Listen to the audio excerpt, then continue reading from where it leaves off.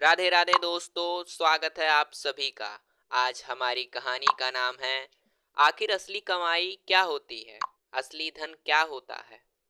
एक बार एक शक्तिशाली राजा घने वन में शिकार खेल रहे थे।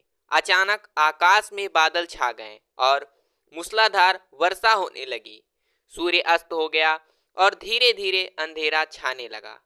अंधेरे में राजा अपने महल का रास्ता भूल गया और सिपाहियों से अलग हो गया। भूख प्यास और थकावट से व्याकुल राजा ने जंगल के किनारे एक टीले पर बैठ गया। थोड़ी देर बाद उसने वहां तीन बालकों को देखा। तीनों बालक अच्छे मित्र थे। वे गांव की ओर जा रहे थे। सुनो बच्चों, जरा यहाँ आओ, राजा ने उन्हें बुलाया। बालक जब वहां पहुंचे तो राजा ने उनसे पूछा, क्या कहीं से थोड़ा भोजन और जल मिलेगा? मैं बहुत प्यासा हूं और भूखा भी। बालकों ने उत्तर दिया, अवश्य, हम घर जाकर अभी कुछ ले आते हैं। वे गांव की ओर भागे और तुरंत जल और भोजन ले आए।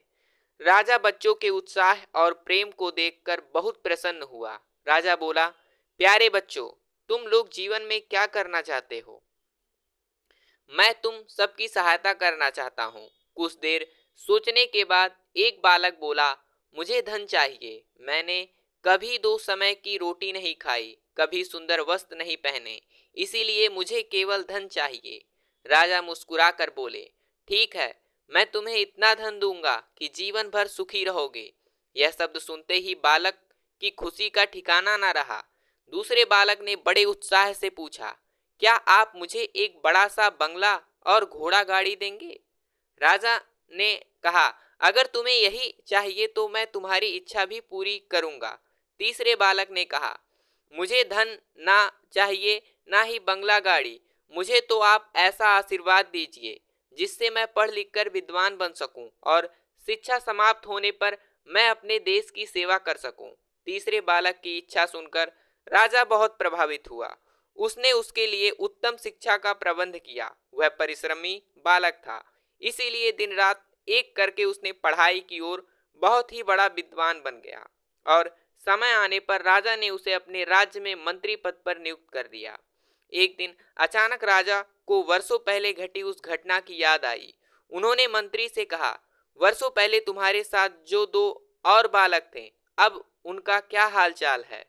मैं चाहता हूं कि एक बार फिर मैं एक साथ तुम तीनों से मिलूं। अतः कल अपने उन मित्रों को भोजन पर आमंत्रित कर लो। मंत्री ने दोनों को संदेशा भिजवा दिया और अगले दिन सभी एक साथ राजा के सामने अपने महल पहले जैसी स्थिति में पहुंच गए। उनकी बातें सुनने के बाद राजा बोले, इस बात की अच्छी तरह से गांठ बांध लो, धन संपदा सदा हमारे पास नहीं रहते, पर ज्ञान जीवन भर मनुष्य के काम आता है और उसे कोई चुरा भी नहीं सकता। शिक्षा ही मानव को विद्वान और बड़ा आदमी बनाती है, इसीलिए सबसे बड़ा धन विद्या ही है। तो दोस्तों, आज की हमारा प्रसंग समाप्त होता है। अगर आपको यह कहानी अच्छी लगी तो लाइक करें, शेयर करें और इसी तरह की कहानियां सुनने के लिए चैनल को सब्सक्राइब करना मत भूलिए। फिर मिलते हैं नए वीडियो में।